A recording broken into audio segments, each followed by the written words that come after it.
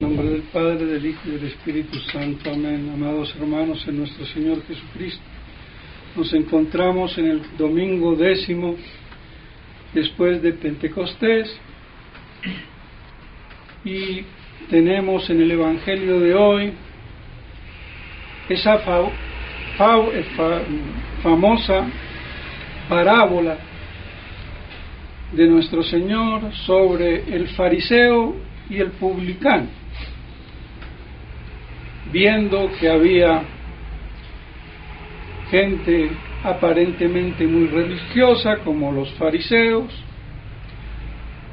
que presumían de ser más justos, más santos, más religiosos, más devotos de Dios, y despreciaban a los demás.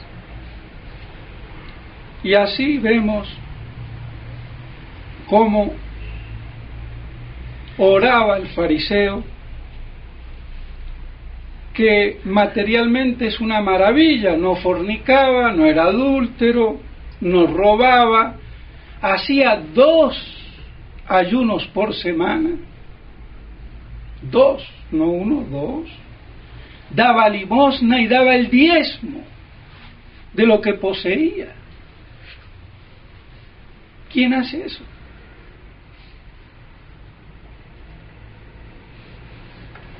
Literalmente difícil de hacerlo hoy en día, y este hombre lo hacía. Pero su gran pecado, ¿cuál era? No robaba, no mataba, no fornicaba, hacía ayuno, limosna, pagaba el diezmo. Es decir, si ganaba 100 pesos, daba el 10%.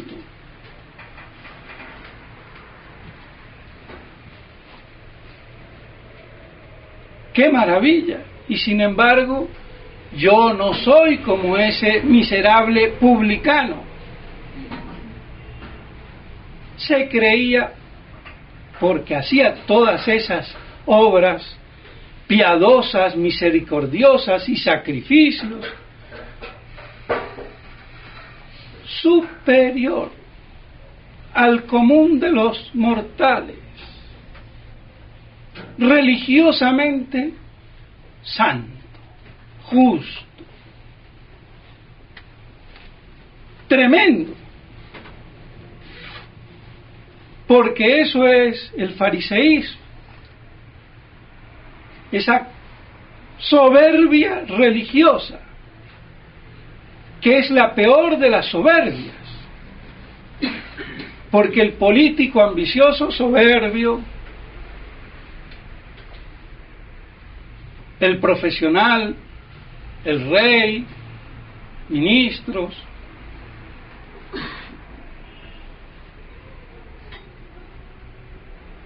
pero peor que la soberbia religiosa no existe,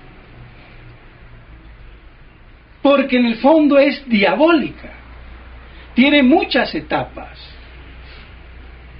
Comienza con una exteriorización, filacterias, obras externas de beneficencia, mucho bla bla bla,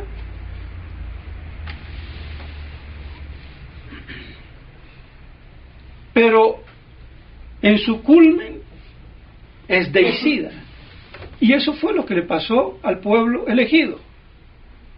En su soberbia religiosa crucificó la verdad, la impugnó, pecado contra el Espíritu Santo. Impugnar la verdad revelada, manifiesta, manifestada.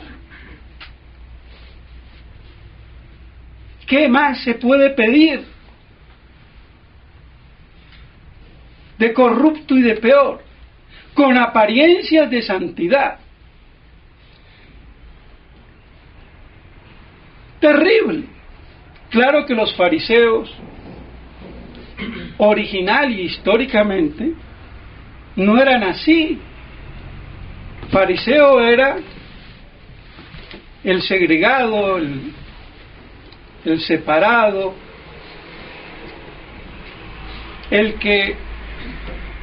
aquellos que descendían de los famosos macabeos, de aquel nacionalismo antihelénico religioso que defendía la verdadera religión. Pero eso quedó desviado, esa excelencia, por la soberbia, y no cualquier soberbia, sino la específicamente religiosa, en el nombre de Dios, en el nombre de la verdadera religión.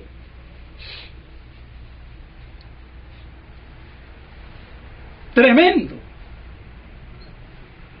porque aquí nuestro Señor nos está manifestando cuál fue el problema de la corrupción del pueblo elegido, el fariseísmo, y como hace ver muy claramente y incisivamente el padre Castellani, nuestro Señor vino a combatir el fariseísmo.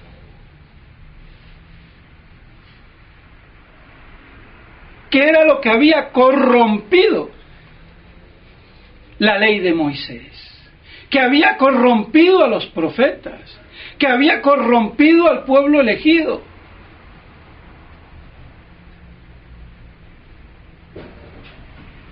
Con apariencias de santidad increíble.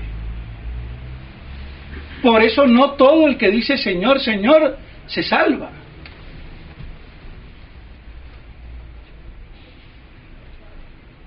Y nuestro Señor murió víctima del fariseísmo.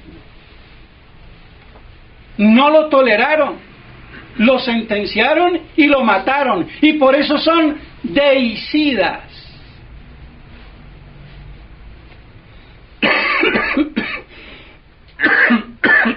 Palabrita que no les gusta, pero ¿qué vamos a hacer? Que se conviertan y seremos hermanos. Pero que se conviertan. Pero hay,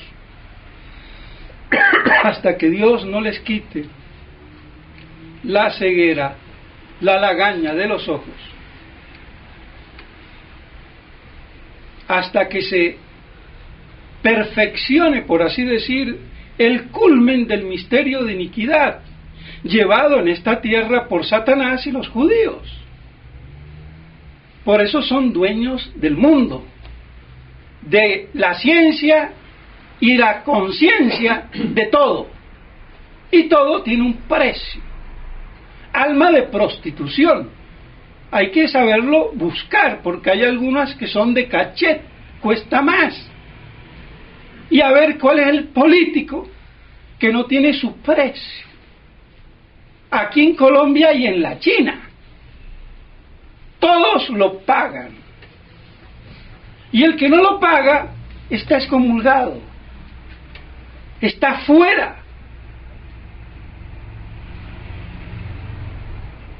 del ámbito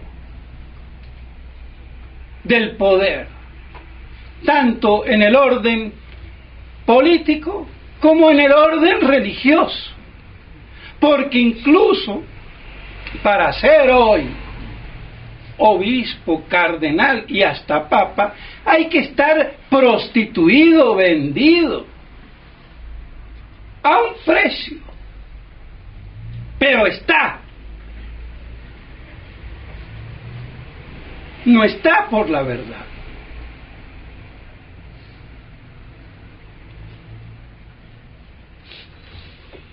Aún en la misma tradición, la fraternidad, San Pío X, corrompida.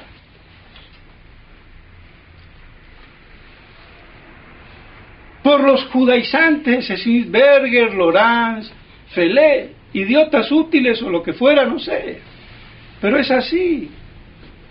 Y no se miren las finanzas en manos de quién están.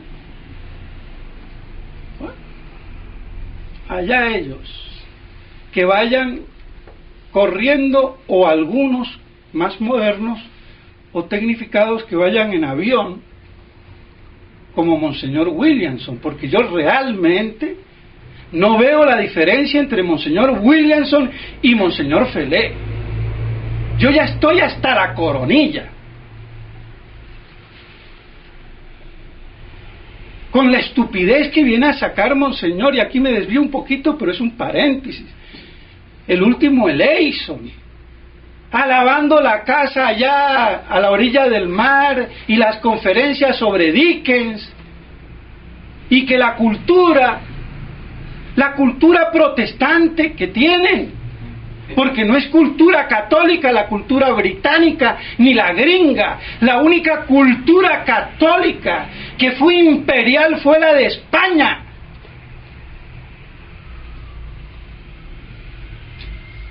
Y así se hizo Lepanto, y así se hizo el Concilio de Trento, y así nos hicimos nosotros históricamente.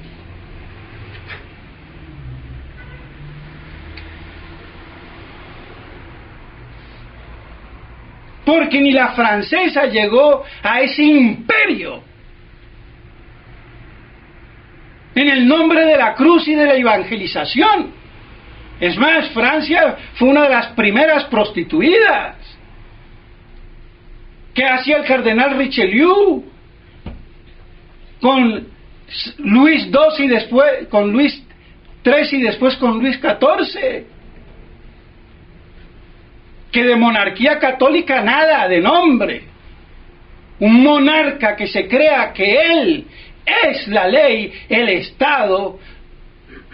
Está frito. En España nunca fue así. Rey absoluto mientras cumpla nuestra ley. O rex eris si recta facias, si non facias non eris. Eres rey si rectamente actúas. Si no lo haces, no eres rey, así de claro.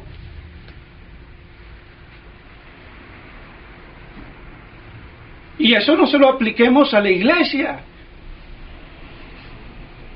Si papa eres, actúa rectamente en orden al bien común, la salvación de las almas y la mayor gloria de Dios. Si no, no eres papa. Serás un papa nata. Así de claro. Pero si yo voy a divinizar al papa, persona cuasi divina, nos fregamos, ahí sí. Y eso es un problema, porque la mayoría de la gente tiene eso, incluso los sedevacantistas a ultranza.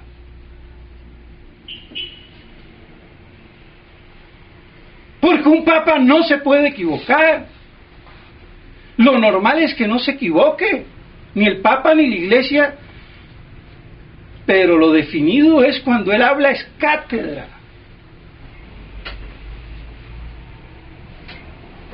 Fuera de cátedra, sí, la iglesia es infalible en su magisterio ordinario universal, pero no es el del papa solo, es el del todo el colegio apostólico.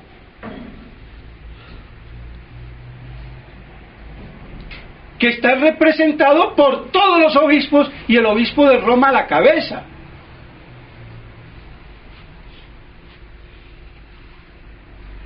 Pero falta teología, no hay nada que hacer, y por eso está la confusión terrible que hay. Entonces, en el magisterio ordinario universal tiene que haber unanimidad. Si no hay unanimidad colegial, y no es el colegialismo jurídico, sino el colegialismo magisterial, que es muy distinto, que eso también ha venido a trabucar el problema, pues vienen los enredos.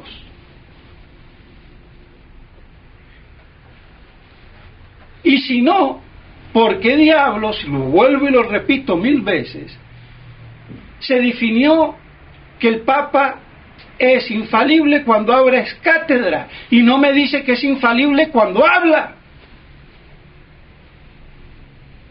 Y punto. Porque si siempre que habla de fe y de moral es infalible, no tenía por qué decir es cátedra. Porque esa limitación específica, como toda limitación, como todo lo que especifica, limita. Así es en el orden entitativo. El ser limitado a la esencia de caballo, de burro o de vaca, o de hombre o de ángel.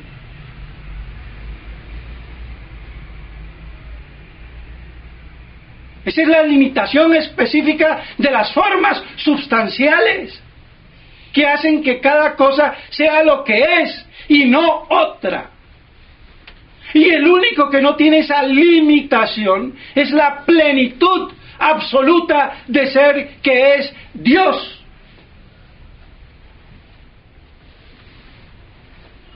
Y por eso es indefinible.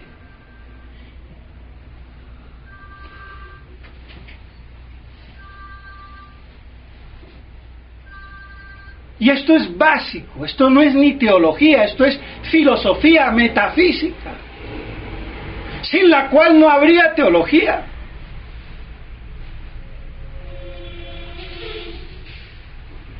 Como sin la cocinera o el chef no hay banquete.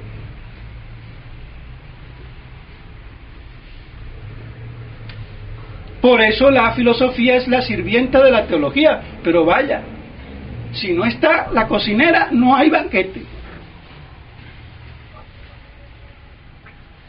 Lo mismo en la teología. Si no hay filosofía para aplicar la razón, la reflexión a lo revelado, y de ahí nace la teología, no habría. Porque ¿qué es la teología? Es el razonamiento sobre la revelación. Mientras que la filosofía pura es la reflexión no sobre la revelación, sino sobre la naturaleza. Esa es la diferencia. Pues bien, así entonces, estaría muy mal definido lo de cátedra. Y la Iglesia se habría equivocado.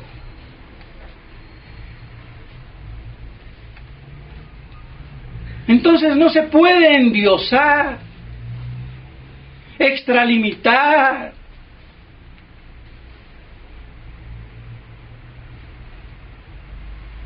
Así es. Entonces, como decía, yo no veo la diferencia entre Monseñor Williamson y Monseñor Felé, no la veo, que la aclare, porque si él se va a dedicar en su casa allá de Inglaterra a conferencias de Dickens, ¿en qué quedamos? Claro que se necesita una cultura, pero católica, no protestante. La cultura de Monseñor Williamson, por ser inglés, es necesariamente protestante.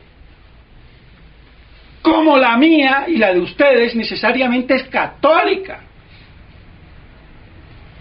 Porque somos hispanos. Esa es la diferencia del mundo anglosajón, germánico, protestante y el mundo latino, católico, apostólico y romano.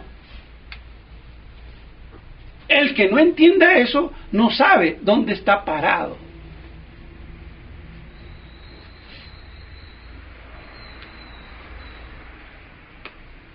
Esa es la tradición cultural e histórica,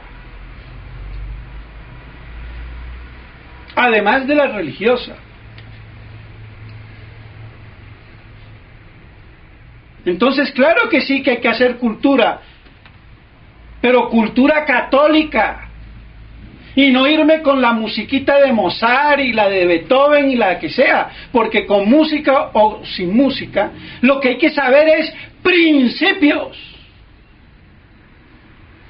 sociales, políticos, filosóficos, de autoridad, de poder, de gobierno, de ley, de autoridad. Y si le quiero poner musiquita de Beethoven, pues pónsela.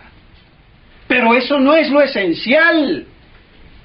Yo no hago un curso de seminario como hacía Monseñor Williamson con musiquita de Beethoven. Lo hago con los libros del padre Castellani y del padre Membiel, por decir algo, pero no con la musiquita del que sea, o la literatura del que sea,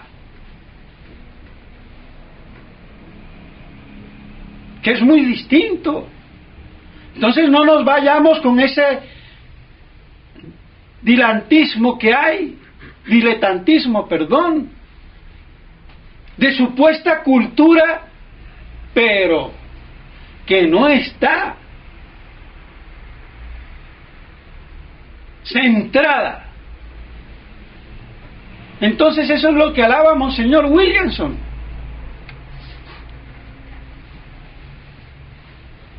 Contento, parece que estuviera gaga. Así que si a mí me regalan un palacete, un castillo, y ahí hago las mejores obras de arte, yo me quedo tan tranquilo, y qué bien que vivo yo aquí, como si la iglesia no se estuviera pudriendo, moribunda. Oiga, ¿qué pasa? ¿Me estoy chiflando o qué? ¿O es que el Alzheimer o el Parkinson o lo que sea me afecta? El flujo electromagnético de las células, neuronas, en la sinapsis. Aterricemos. Y esto lo digo para que le llegue a los oídos de Monseñor Williamson y se formatee. Si es que está de buena voluntad. Pero ya está bueno del cuento. Yo no me lo aguanto. Sí, sí, no, no. Y sus cuadláteres, el padre Ford, que le ayude a que se formatee.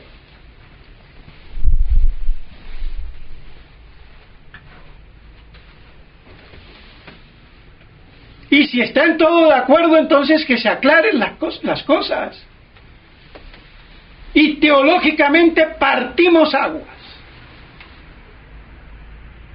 Pero esta resistencia equívoca no va a seguir, ni puede seguir así. Y más con una mala presentación.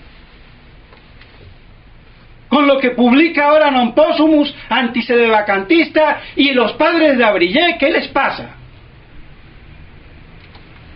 Y si quieren hacemos teología, y nos reunimos en Francia a ver qué pasa.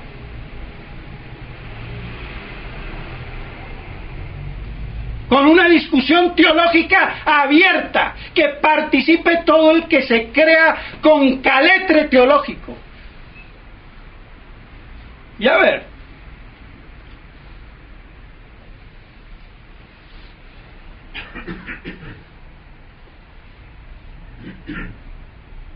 pero no se puede seguir en esta legitimización de lo abominable, farisaica.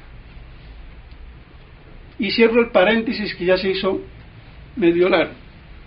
Pues bien, el fariseísmo deicida, la soberbia religiosa, la corrupción de lo óptimo, la religión. ¿Qué más? Y eso es lo que vino a combatir nuestro Señor, como dice el Padre Castellano. Y por eso murió crucificado, dando testimonio de la verdad de sí mismo. Y ese es el judaísmo. Hay una oposición teológica, no es racial. Porque ese cuento del antisemitismo es una estupidez. Como si los judíos fueran los únicos semitas. ¿Y qué es toda Siria? Semita. Y son todos judíos. ¿Qué les pasa? Y la gente en Occidente se come el cuento.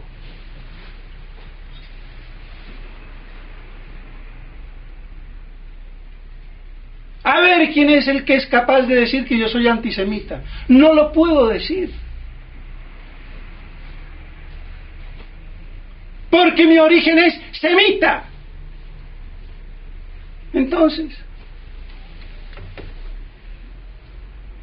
¿por qué se atribuyen ellos el patronato? Ah, porque son superiores. Bueno, pero aclaremos las cosas. Superiores si están con la verdad y si no.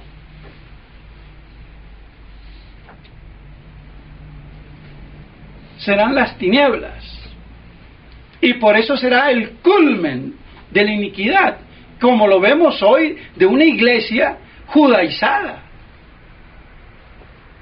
Bergoglio no hace más que ser el judaizante extrovertido número 1.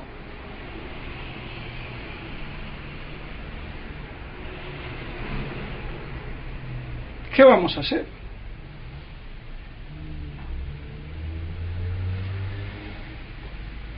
Así entonces, mis estimados hermanos, nuestro Señor nos muestra cómo salió el publicano. ¿Qué publicano quién era? El cobrador de impuestos.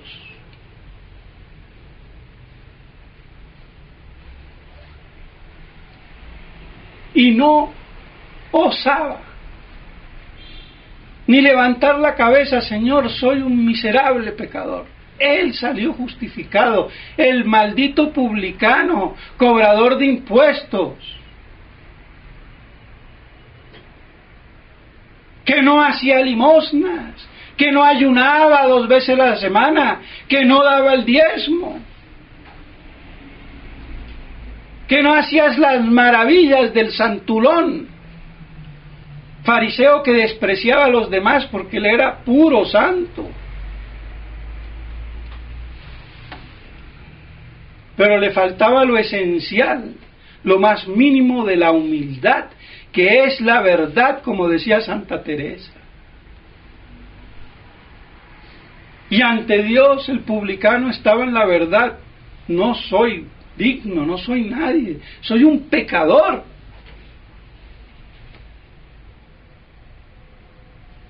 Así es. Por eso entonces es de gran significación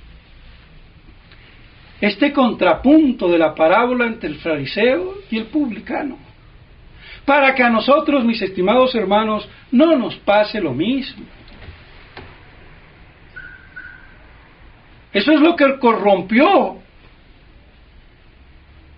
la ley de Moisés, el Antiguo Testamento, los profetas, al pueblo elegido, y eso es lo que corrompe a la iglesia en su parte humana. Ese fariseísmo. Y que son tan fariseos, entre más humildes digan que son. Porque el fariseísmo tiene la cara de humanista, que todo lo acepta, que todo lo aguanta, menos la verdad.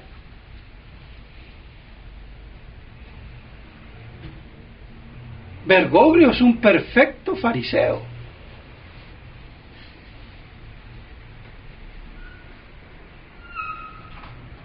Aunque se la tira de muy pobretón y de muy humilde. Yo lo quiero ver.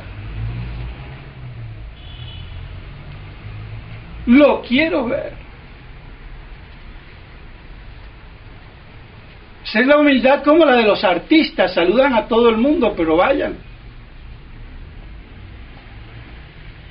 a ver si los dejan entrar en los clubes o fiestas de ellos. Ah, no, ahí sí que... Entonces, ¿qué hablan? Pues bien, mis estimados hermanos, que nos sirva así ese ejemplo del publicano. Somos pecadores, por santos que seamos.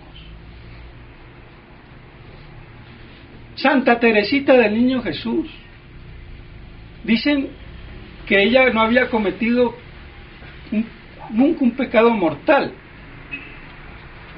y sin embargo se consideraba peor que la mujer más terrible que puede haber en esta tierra, peor que una Magdalena o una María, Santa María egipciaca, que se llegó a embarcar desde Egipto, Alejandría, hacia Jerusalén, ofreciéndose ahí a la embarcación de marineros y capitanes para que la llevaran hasta allá. Con eso ya les digo, y todo el cuento que había antes, y que va a entrar al templo en Jerusalén y no puede entrar hasta que pregunta qué pasa, y nuestro Señor le hace ver que era toda impura. Se dio cuenta, se arrepintió, no me acuerdo ya si pudo entrar o no. La cuestión es que se fue a vivir al desierto durante 40 años, hasta que la vino a descubrir un santo, poco antes de morir, que le llevó la comunión, y ella le contó la historia, si no, ni se hubiera sabido de su existencia. Pues bien, entonces,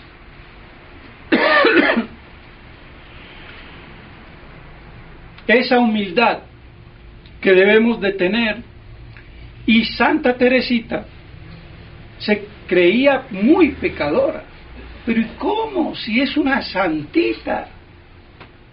Pero ella sabía, con lo agraciada, con lo bonita que era, que si no es por la gracia de Dios, que de algún modo la preservaba, la protegía,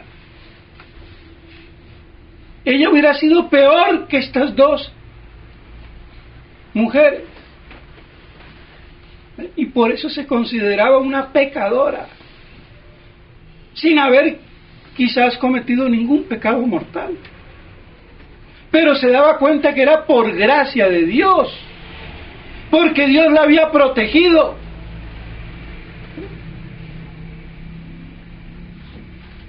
Porque si el santo no peca, es porque Dios lo protege. Claro que él hace el esfuerzo de corresponder a la gracia, pero es una gracia ya el no caer, el mantenerse en gracia de Dios.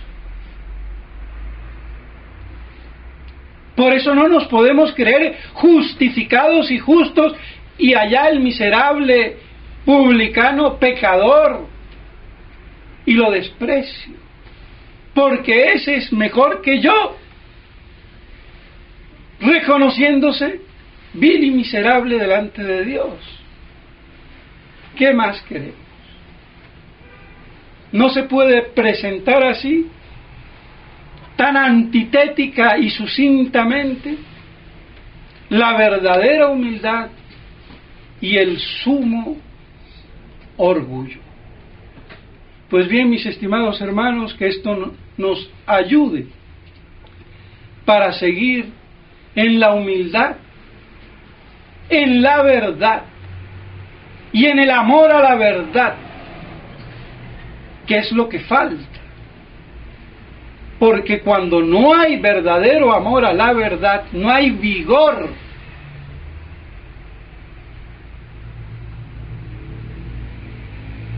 Y eso es lo que hoy se ve. No hay vigor. Y por eso esa hecatombe. Y muy pocos defienden la verdad.